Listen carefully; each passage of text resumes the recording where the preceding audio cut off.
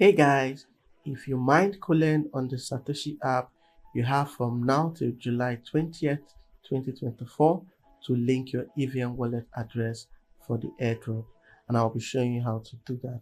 So in your Satoshi app, make sure you're on the airdrop tab. On the airdrop tab, tap on your wallet icon and tap on Colend.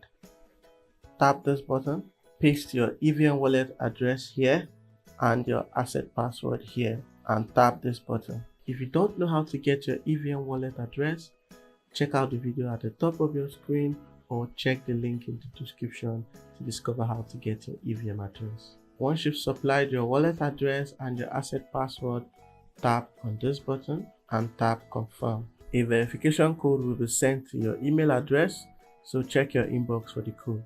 Paste the code in this text box and tap confirm. Complete the phase verification by tapping on start verification. After the verification, tap this button, tap confirm.